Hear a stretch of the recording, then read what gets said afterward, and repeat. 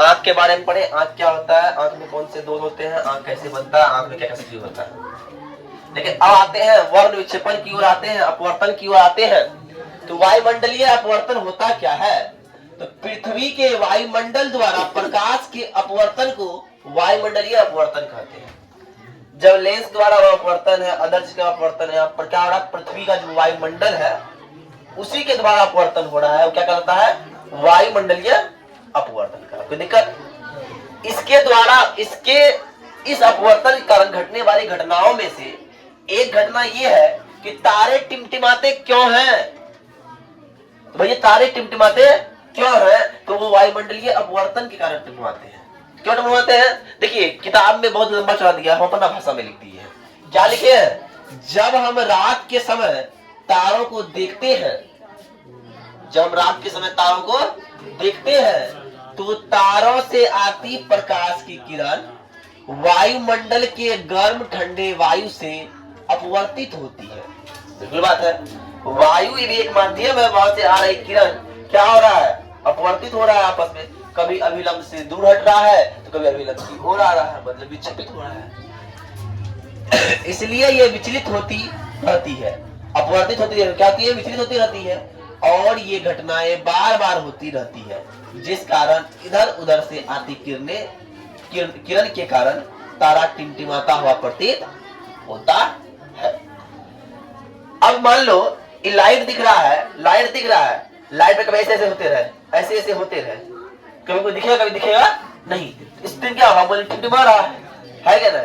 वही हो रहा है, वायुमंडल कभी इधर आ रहा है, कभी इधर जा रहा है, कभी इधर आ रहा है, कभी इधर जा रहा है। आई बात समझ में?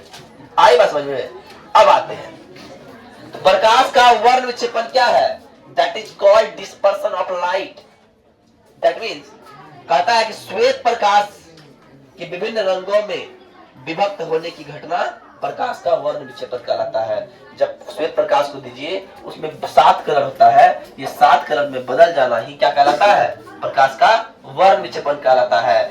आप अपना रियल लाइफ में कैसे उसको प्राप्त कीजिएगा, कैसे बनाइए वर्ण विक्षेपण? तो कीजिएगा, ध्यान दीजिए, एक प्रिज्म ले लीजिएगा और टॉर्च मारिएगा, ऐसे धन टॉर्च जब मारिएगा यहाँ कोई कपड़ा रख दीजिएगा, यहाँ देखिएगा लाल हरा पीला आसमानी बैंगनी नीला सब आ जाएगा, है ना? देखिए क्या दिया है, बेजानी हो पी नाला, मतलब क्या होता है, बैंगनी जामुनी नीला हरा पीला नारंगी और सबसे ऊपर कौन है, मतलब लाल का तरंग दैर्घ्य सबसे अधिक है। सबसे नीचे कौन है, मतलब बैंगनी का तरंग दैर्घ्य सबसे कम है। तो भैया जब ये पता चल गया मुझे, ध्यान समझना, इस घटना को बोलते हैं वर्ण विक्षेपण। रंगों का विभक्त होकर प्राप्त होने की घटना क्या कहलाती है, वर्ण विक्षेपण। लेकिन इसके फलस्वरूप जो प्राप्त हो जाता है, जो प्राप्त पट्टी होता है, क्या बोला, प्रकाश के वर्ण विक्षेपण के फलस्वरूप प्राप्त पट्टी स्पेक्ट्रम कहलाता है। और ये जो प्राप्त पट्टी निकला इसको क्या बोलेंगे, स्पेक्ट्रम कहेंगे। और तरंग दैर्घ्य की बात करते हैं, किसी तरंग के एक पूरे चक्र द्वारा तय की गई दूरी क्या कहलाती है, तरंग दैर्घ्य कहलाती है। और अलग अलग रंग का अलग अलग तरंग दैर्घ्य है, उसको याद कर लेना है। बैंगनी का 400 से 400 नैनोमीटर और लाल का कितना है, 620 से 700 नैनोमीटर है, क्या दिया हुआ नहीं, अर्थात ये सबसे अधिक है, ये सबसे कम है। और यहाँ नोट में लिख दिए हैं, लाल रंग का तरंग दैर्घ्य सबसे अधिक होता है और बैंगनी का तरंग दैर्घ्य सबसे कम होता है। बात क्लियर? कल ही चैप्टर मेरा खत्म हो जाएगा। किस बारे में पढ़े थे, वर्ण विक्षेपण के बारे में। वर्ण विक्षेपण हमको क्या बताता है, वर्ण विक्षेपण बताता है कि श्वेत प्रकाश को किसी प्रिज्म में अगर हम इंसर्ट कराते हैं तो वो विभिन्न 7 रंगों में विभक्त हो जाता है। और यही घटना क्या कहलाती है, प्रकाश का वर्ण विक्षेपण। क्या कहलाती है, प्रकाश का वर्ण विक्षेपण। और प्रकाश के वर्ण विक्षेपण के फलस्वरूप जो रंगीन पट्टी प्राप्त होती है उसको बोलते हैं हम लोग स्पेक्ट्रम। क्या बोलते हैं, क्या बोलते हैं, स्पेक्ट्रम। और आज हम उससे एक लाइन आगे बात करेंगे। तो क्या बात है सर, इंद्रधनुष बनता कैसे है? इंद्रधनुष भी बनता है उसी तरह स्पेक्ट्रम की तरह ही, एक प्रकार का इंद्रधनुष भी क्या है, स्पेक्ट्रम है। जो रंगीन पट्टी है इंद्रधनुष का वो क्या है? स्पेक्ट्रम है। तो पहले बात करके इंद्रधनुष होता क्या है, ठीक है ना। तो ध्यान से देखिएगा कि वर्षा होने के बाद जब सूर्य चमकता है और हम सूर्य की ओर पीठ करके खड़े होते हैं तो हमें कभी कभी आकाश में अर्धवृत्ताकार रंगीन पट्टी दिखाई पड़ती है, जिसे क्या बोलते हैं? जिस अर्धवृत्ताकार पट्टी को इंद्रधनुष कहते हैं। कोई दिक्कत? कोई दिक्कत? अब आती है बात आगे, ध्यान से देखिए कि इसका बनना, ये बनता कैसे है, क्या फंडामेंटल इसमें हो रहा है जो कि इसका निर्माण हो रहा है, जो कि इसका निर्माण हो रहा है। तो सब निर्माण होता है इंद्रधनुष के रंग हवा में लटके वर्षा के बूंदों के श्वेत प्रकाश के वर्ण विक्षेपण से प्राप्त होते हैं। अर्थात जो इंद्रधनुष को दिख रहा है उसमें जो रंग दिख रहा है वो किसके कारण हो रहा है? तो वह हवा में लटके वर्षा की बूंदों के। अब लटका हुआ तो है नहीं, जो बूंद यहां से यहां आ रहा है तो उस समय तक तो लटका हुआ है। हवा में जब तक गिरेगा उससे पहले लटका हुआ ही है ना। तो उस समय जो उस पे क्या हो जाता है? वर्ण विक्षेपण हो जाता है, उससे प्राप्त रंग जो है इंद्रधनुष का रंग है। और सूर्य के प्रकाश का किसी बूंद में प्रवेश करने पर अपवर्तन होता है, स्वाभाविक है, और वह अपने घटक रंगों में विभक्त हो जाती है। अपवर्तन के फलस्वरूप अपने विभिन्न रंगों में क्या होती है? विभक्त हो जाती है और विभिन्न रंग बूंद से गुजरकर बूंद की दूसरी सतह पर पड़ जाता है और विभिन्न रंग, अलग अलग रंग बूंद के इस सतह से उस सतह की ओर चला जाता है और अंततः परावर्तित होता है और परावर्तित रंग पुनः पहली सतह से अपवर्तित होकर रंगीन पट्टी का निर्माण करता है, जिसे इंद्रधनुष कहते हैं। ये आता है मेरा अक्सर 2 नंबर में कि इंद्रधनुष किसे कहते हैं, ठीक है। अब आते हैं सर, प्रकाश का वर्ण विक्षेपण क्या होता है? स्कैटरिंग ऑफ लाइट क्या होता है? ध्यान से देखिएगा।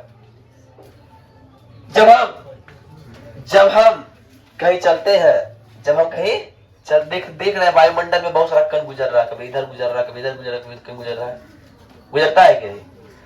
अब उस कण पे बहुत सारा लाइट पड़ रहा है, पर वो लाइट पड़ के सीधे गुजर नहीं आता है। जैसे यहाँ कोई लाइट आया, आपतित किरण, प्रकाश का आपतित किरण इस पर लगा, एक कण है, लेकिन वो कण पर सीधे गुजर नहीं गया, वह इधर गया, इधर गया, उधर गया, इधर गया, उधर गया, मतलब विभिन्न दिशाओं में फैल गया। इसी को क्या बोलेंगे? प्रकीर्णन बोलेंगे। तो किसी कण पर पड़कर प्रकाश के एक अंश विभिन्न दिशाओं में छितरने को प्रकाश का प्रकीर्णन कहते हैं। कोई दिक्कत? अब आते हैं कोलाइड क्या होता है। तो किसी माध्यम में छोटे छोटे कणों का निलंबन को कोलाइड कहते हैं। या हवा है तो हवा में छोटा छोटा कण मिला हुआ है ना। दूध है तो दूध में फैट का, वसा का छोटा छोटा कण मिला हुआ है। धुआं है तो धुआं में कार्बन का छोटा छोटा कण मिला हुआ है जी। कार्बन तो बड़े आंख में जाता है तो आंख लहरने लगता है कि नहीं? धुआं तो बड़े आंख में जाता है, लहरता है, क्या लहरता है? तो बात वही है। अब टिंडर प्रभाव क्या होता है?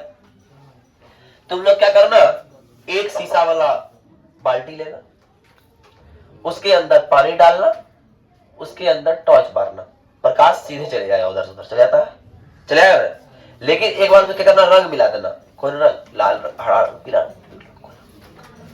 या फिर दूध मिला देना थोड़ा सा।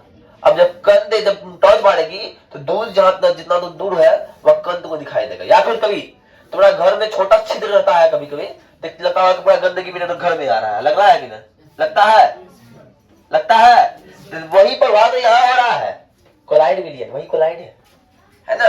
और उसी के फलस्वरूप जो दिखाई दे रहा है, जो प्रकाश का प्रकीर्णन टिंडर प्रभाव कहलाता है। बात समझ में आई? ठीक है। और बचा है कुछ तो बताते हैं। देखिए अब कुछ फंडामेंटल है, जैसे कि बोलते हैं आकाश का नीला रंग दिखना। आकाश नीला दिखता क्यों है?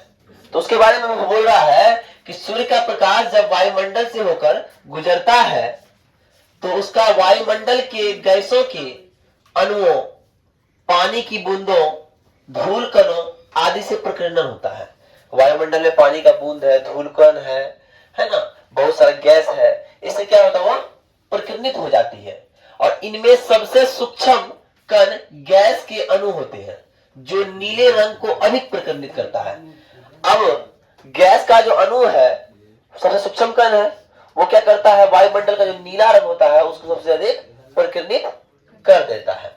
और यही प्रकीर्णित कण, प्रकीर्णित प्रकाश हमारी आंखों तक पहुंचता है, इसलिए हमें आकाश नीला दिखता है।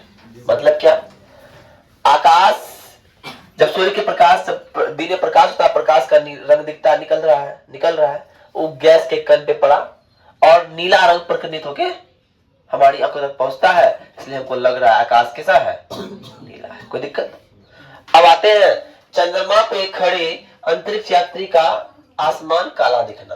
क्यों दिखता है? चंद्रमा पर वायुमंडल नहीं है, जिस कारण यह प्रकीर्णन नहीं हो पाता है। यह प्रकीर्णन होता ही नहीं है, तो इसलिए अंतरिक्ष यात्री को आकाश कैसा दिखता है, काला दिखता है। जब प्रकीर्णन होगा ही नहीं, प्रकाश टकरा के लौटेगा ही नहीं, कहीं गुजरेगा ही नहीं, तो वो कुछ दिखाई देगा नहीं। जैसे मैथमेटिक्स में बोलते हैं कुछ नहीं होना का मतलब जीरो, है ना, उसी तरह साइंस में बोलते हैं कुछ नहीं दिखने का मतलब, देखने के टर्म में कुछ नहीं दिख रहा है, इसका मतलब कैसा दिख रहा है, काला दिख रहा है। जब आंख बंद करो कैसा दिखता है, तो कुछ नहीं दिखता है, क्या दिखता है, काला दिखता है, बोलते हैं ना, है ना। चलिए अब आते हैं सूर्योदय और सूर्यास्त के समय सूर्य का लाल दिखना, दिखता है कि नहीं? देखा है कोई? सूर्य जब उगता है सूर्य लाल रहता है, सूर्य डूबता है सूर्य लाल रहता है, लक्ष्मी के हले रहता है आगे उसके घर में रहता है। सूर्योदय जब होगा, सूर्योदय और सूर्यास्त के समय सूर्य से निकलने वाली किरण सबसे अधिक दूरी तय करती है। काहे कि जब, ध्यान देना, ऐसे है पृथ्वी, जब सूर्य यहां था यहां कम दूरी तय कर रहा था, लेकिन जब यहां है दूरी अधिक तय कर रहा है कि नहीं, है क्या ना? जब अधिक दूरी तय कर रहा है और बैगनी व नीले रंग का प्रकीर्णन उससे अधिक हो जाता है। अब जब निकल रहा है प्रकाश वहां से, वहीं पे प्रकीर्णित होते जा रहा है, टकरा के इधर उधर भाग रहा है, कण से, धूल से, सूक्ष्म कणों से, है ना। तो लेकिन लाल रंग बेचारा बच जाता है क्या ना। और लाल रंग बचने के कारण भी है, लाल रंग का दूरी अधिक तय करने पावर है, अगर लाल रंग का तरंग दैर्घ्य सबसे अधिक है, और बचा लाल रंग हमारी आंखों तक पहुंचता है, और हमारे आंखों पे जो पड़ेगा वही ना हम देखेंगे, इसलिए हमको सूर्य कैसा दिखता है, तभी लाल दिखता है। कहीं कहीं दिखता है कि सूर्योदय सूर्यास्त के समय सूर्य रक्ताभ क्यों दिखता है? रक्ताभ मतलब भी लाले होता है, रक्ताभ मतलब भी लाले होता है, उसका भी आंसर यही होगा। सूर्योदय सूर्यास्त के समय सूर्य का रक्ताभ क्यों दिखता है, तो ये हो गया। अंतरिक्ष यात्री को आकाश काला क्यों दिखता है, उसका आंसर ये हो गया।